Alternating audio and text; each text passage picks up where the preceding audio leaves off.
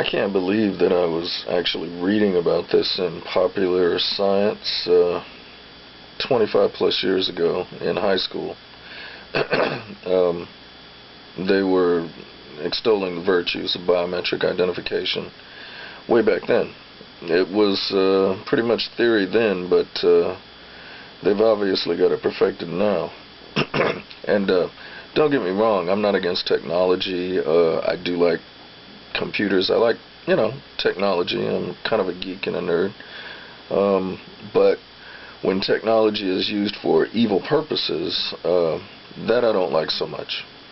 So here we have the FBI with a brand new tool that helps them identify us just from our facial features as we're walking down the street.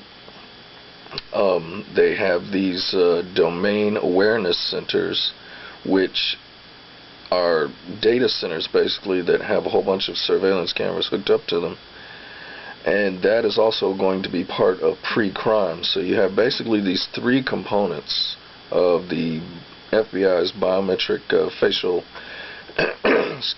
recognition database, as well as domain awareness centers to keep track of all of the surveillance footage from the proliferation of cameras out in society. And then you've got the pre-crime software, which is going to be able to tell by your body language when you're going to commit a crime or not. So, I mean, it's almost like it's the perfect storm of control. Being a slave usually meant that you had to wear shackles or some sort of leash or be handicapped in some sort of way so that you couldn't run away. But today, there's nowhere to run to. We've got global, worldwide surveillance coverage of you, and you can be identified at any moment's notice from any camera anywhere in the world. And given to an agency that has the history that it does, the FBI, having an origin from J. Edgar Hoover, who basically was the de facto emperor of this country while he was still alive because he had so much information on everyone that he controlled presidents all the way down to, the guy at the local store. And the way that the federal government is acting right now, with, what fiasco do you want to pick? Fast and Furious, or the IRS scandal, targeting specific political groups, the list goes on. Do we really want them to have unchecked powers such as this? There's not even any public oversight of this facial recognition database. And it's just like they're hitting us with one thing after another, right back to back. It's so much really that you don't know what to focus on first.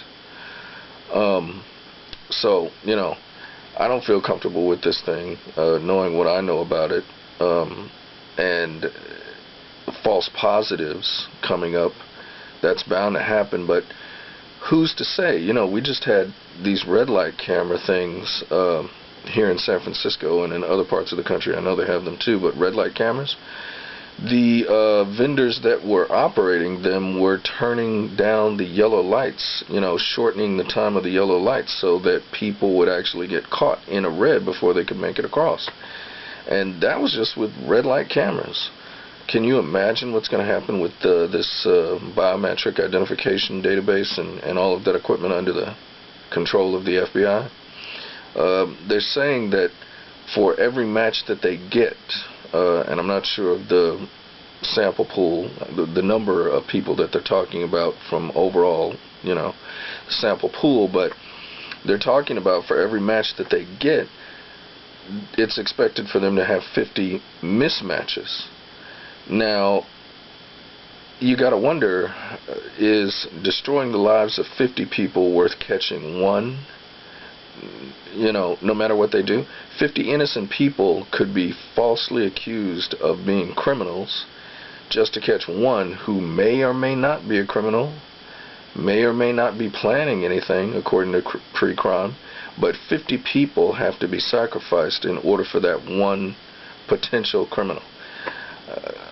To me, that's ripe for abuse. That means, they control you. They can tell you, hey, we don't like what you're doing. You either shut up or, we'll have a mismatch on you, and you'll be labeled a criminal with our databases and domain awareness centers and pre-crime.